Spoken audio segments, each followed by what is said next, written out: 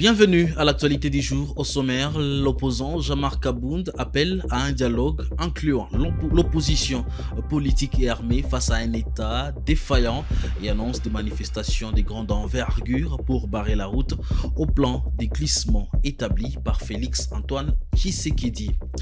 À Ituri, la paroisse catholique de Lopa a réouvert ses portes ce mardi, quelques mois après sa suspension en raison de la profanation par des miliciens de la Codeco, avec Monseigneur Dieudonné Irungi appelant à rejeter la violence et à promouvoir la paix, surtout la réconciliation. C'est tout pour les sommaires, messieurs, dames, bonjour et surtout bienvenue sur Kivu Morning Post.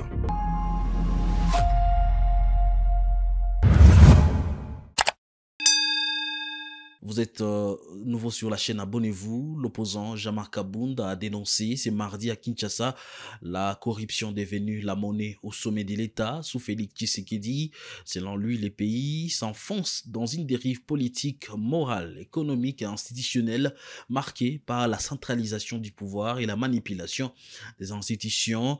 Abound affirme que l'État est défaillant, les dialogues inclusifs et indispensables et la guerre se poursuit délibérément pour préparer un glissement politique. Je propose de les suivre.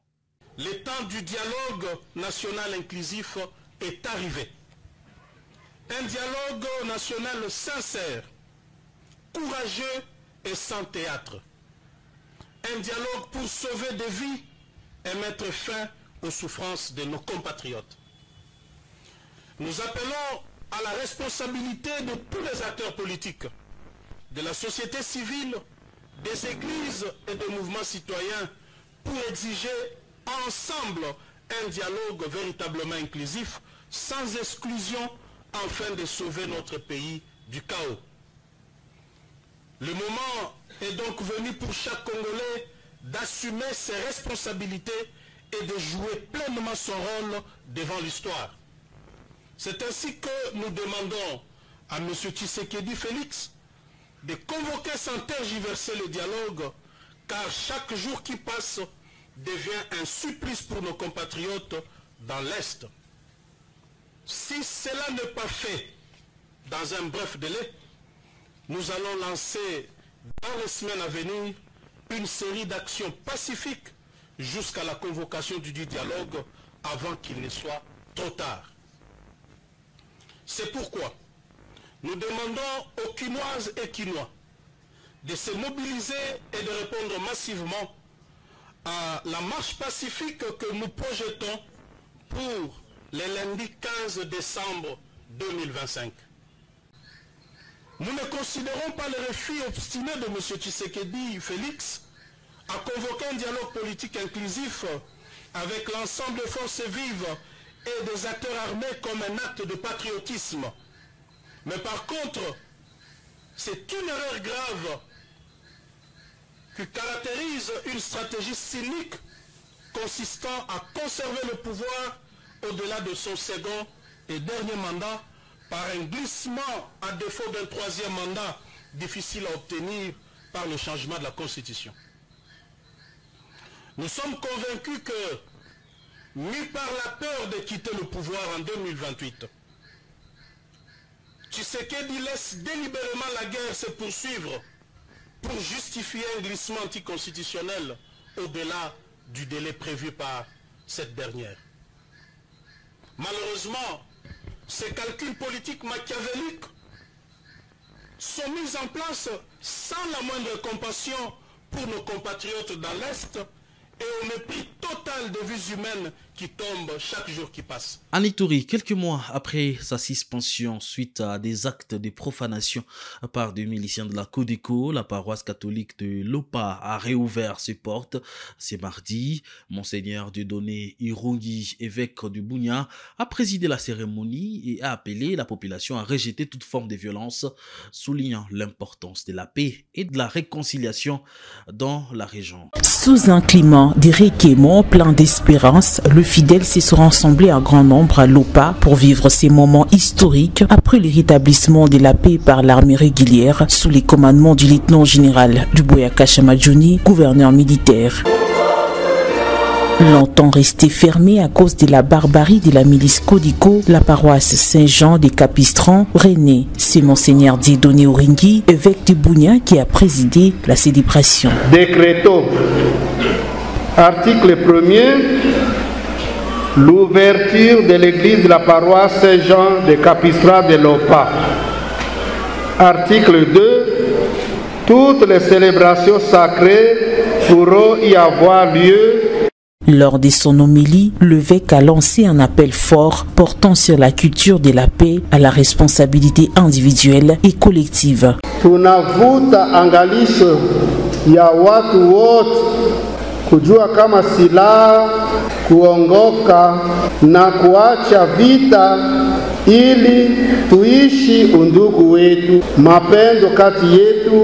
Après cette célébration, tous les lieux profanés, notamment le tabernacle, l'autel, les sanctuaires mariales et la résidence de prêtres, ont été bénis à travers une purification.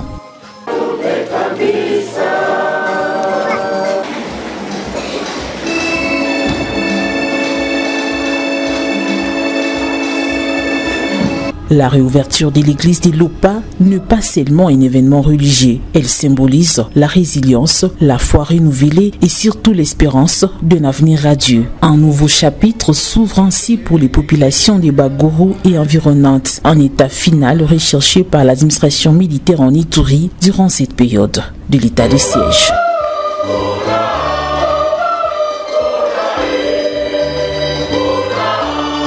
Toujours abonné, le membre du comité provincial de l'enfant en Ituri ont alerté ce mardi 4 novembre sur la malnutrition qui touche des milliers d'enfants dans la province. Face à des taux de malnutrition aigus alarmants à Mambasa et Djougou, ils appellent les autorités et partenaires humanitaires à agir d'urgence pour sauver cette génération. Rachid Koudra, depuis Bunia, nous fait les points de la situation.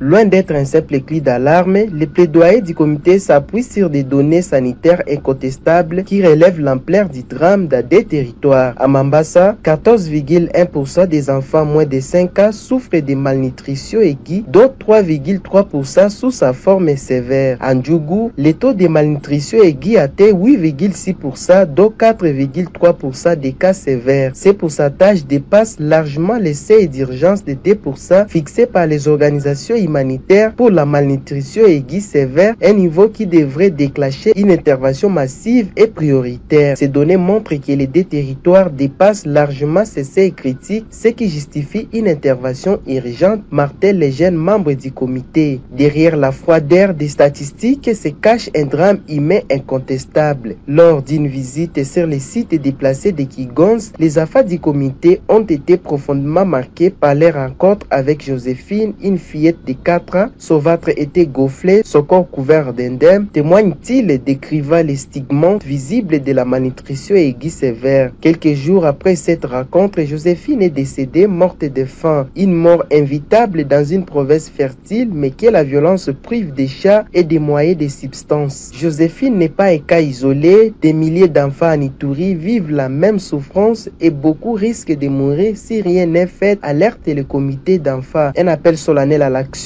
avec une maturité saisissante. Les jeunes rappellent que cette situation consiste une violation grave de leurs droits fondamentaux garantis par la Constitution congolaise et la Convention internationale relative aux droits de l'enfant. Face à cette situation, le comité lance un triple appel aux parties prenantes au conflit de prioriser la paix et la sécurité. Sans paix, il n'y aura ni retour au champ, ni soins, ni école, ni avenir pour les enfants. Aux autorités et partenaires humanitaires de renforcer d'urgence les programmes nutritionnels dans les zones les plus touchées, notamment dans les camps des déplacés.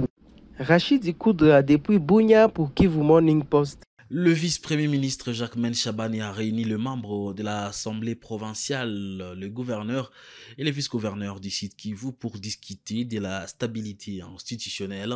Cette réunion qui s'est tenue le 3 novembre vise à garantir la cohésion nationale et la sécurité dans la province dont la majeure partie est sous contrôle de l'AFC M23. Les autorités présentes se sont engagées à collaborer avec un esprit de transparence pour une gestion efficace.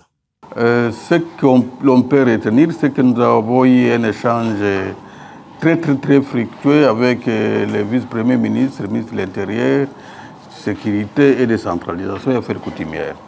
Des échanges très fructueux, mais aussi très sincères. Et nous sommes arrivés à une conclusion au terme de laquelle nous devons œuvrer pour la stabilité des institutions provinciales. Et nous avons analysé les causes qui étaient à la base de ces velléités-là, et nous avons trouvé des solutions de nature à nous aider à travailler dans l'entente pour la cohésion, le développement et la stabilité de la province du Sud-Kivu. La population peut s'attendre au fait que l'exécutif, mais aussi le législatif, ici représenté par l'Assemblée provinciale, nous sommes mis d'accord, nous avons été sensibilisés par le vice-premier ministre, ministre de l'Intérieur, que la protection des institutions est un gage nécessaire et sécuritaire pour protéger tout un pays. Voilà pourquoi on s'est mis d'accord pour travailler beaucoup plus dans la cohésion. D'abord au niveau de l'exécutif, c'est-à-dire le gouverneur, le vice-gouverneur et l'ensemble des membres du gouvernement. Nous allons travailler la main dans la main, essayer de voir ce qui nous unit et éviter ce qui nous divise, parler beaucoup, échanger, discuter, notamment en ce qui concerne la gestion transparente de la chose publique, notamment des finances. Nous devons renforcer des discussions formelles et informelles entre nous. Et nous devons aussi faire un effort pour travailler de manière associative, c'est-à-dire associer mon vice-gouverneur dans la gestion de la chose publique, très ravi de ses orientations. Nous avons eu aussi à parler avec son Excellence le Président de la République, chef de l'État, avant qu'il ne s'envole pour Doha. Et là, il est en train de faire des efforts. Nous voulions juste aussi profiter pour passer le message à la population, dire que ce qui se passe au niveau de la province, ça va se terminer. Tout a une fin, quel que soit le déluge. Le déluge a eu aussi une fin.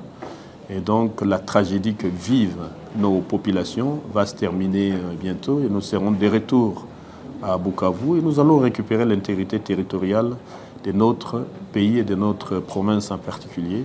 Nous restons toujours dans la ville-province de Kinshasa lors de l'ouverture des conversations nationales sur la gouvernance provinciale et locale. Lundi, à Kinshasa, le VPM, le ministre de l'Intérieur, Jacquemain Chabani, a appelé à l'action collective.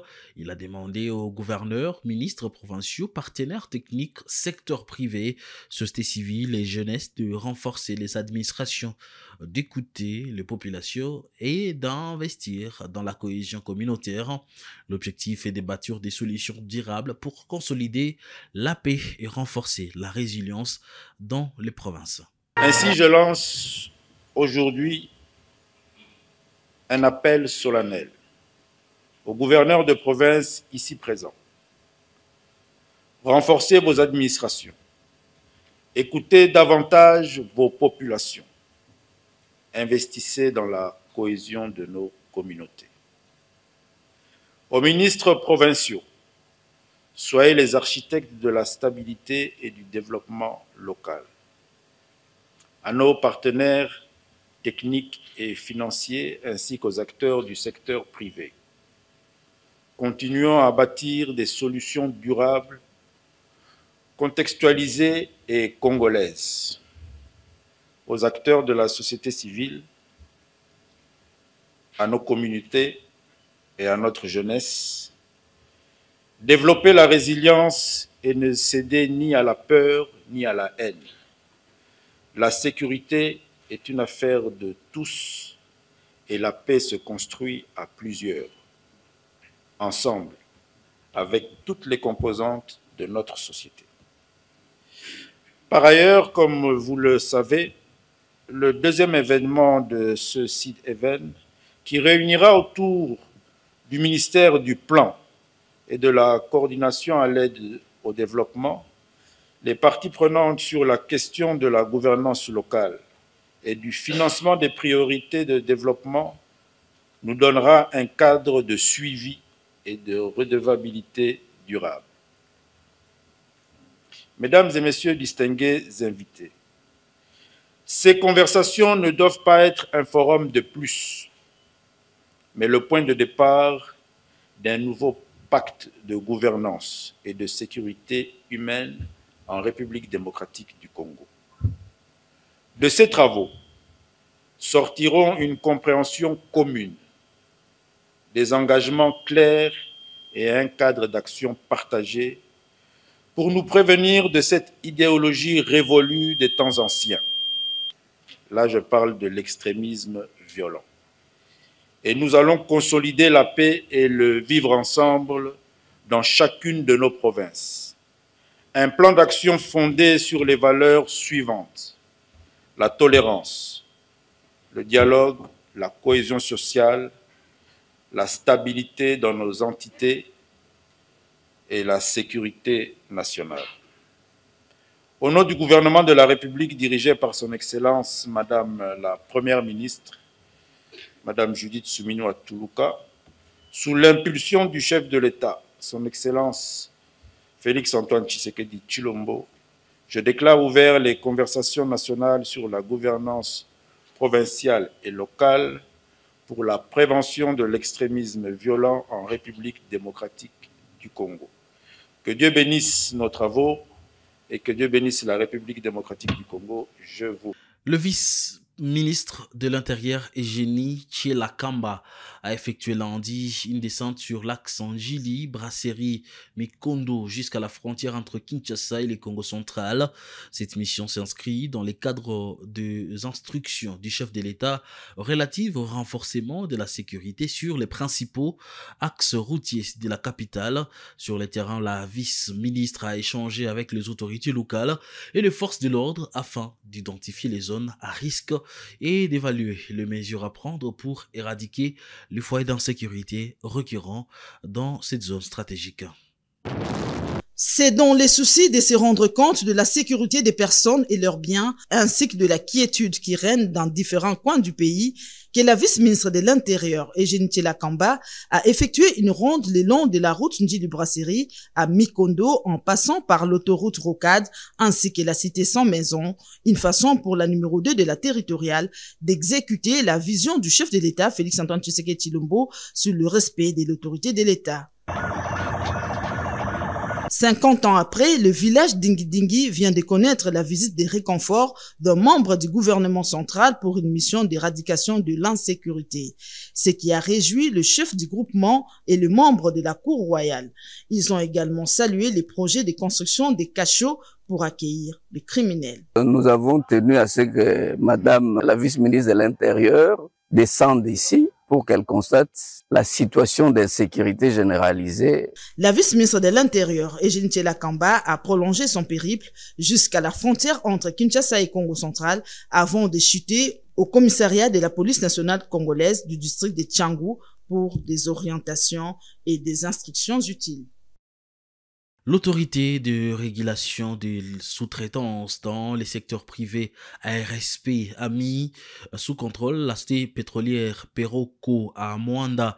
Cette mission a visé à garantir l'accès des petites et moyennes entreprises congolaises au marché des sous-traitances et à identifier tous les sous-traitants ayant remporté des contrats. C'est dans le cadre de l'objectif de faire émerger une vraie classe moyenne congolaise. Dans le cadre de la mission de contrôle en cours dans la province du Congo central, le directeur général de l'autorité des régulations de la sous-traitance dans le secteur privé ARSP, le DG Miguel Cachal, a mis le cap sur Mwanda. Après un bref entretien avec l'administrateur de territoire, Miguel Cachal a pris la destination de la société Perenco. Sur place, il a conduit une importante séance de travail avec les responsables de cette société. Au cœur des échanges, les objectifs de la mission de l'ARSP ainsi que l'application rigoureuse de la loi sur la sous-traitance dans le secteur des hydrocarbures. Les discussions ont permis de clarifier les attentes en matière de promotion des entrepreneurs locaux tout en soulignant la nécessité pour les grandes entreprises opérant en RDC de se conformer aux exigences légales en matière de sous-traitance. Les responsables de Perenco ont pour leur part exprimé leur disponibilité à coopérer pleinement avec les équipes de l'ARSP en fournissant toutes les informations requises pour un contrôle efficace et transparent. L'objectif de cette mission, c'est de pouvoir insérer les entreprises à capitaux majoritairement congolais ou les entreprises éligibles dans la chaîne des valeurs des ressources naturelles. Et comme nous l'avons dit, c'est avec la collaboration et les concours des sociétés principales, des entreprises sous-traitantes, que nous allons développer ensemble l'économie de notre pays, qui est le souhait du chef de l'État et qui est matérialisé par le gouvernement de la République. À noter que cette étape de la mission marque ainsi un signal fort de l'engagement de l'ARSP à faire respecter la législation de son secteur en vue de garantir une participation juste et équitable des entreprises congolaises dans l'économie, y compris dans le secteur aussi important que les hydrocarbures. Et c'est par là que nous allons mettre un point final à ces 4 novembre 2025 sur Kivu Morning Post. Messieurs, donc vous avez eu l'essentiel de l'information pour cette journée. C'est pour la première fois que vous nous suivez. Abonnez-vous à la chaîne. Nous restons la référence des informations à l'est de la République démocratique du Congo. D'ici là, portez-vous bien.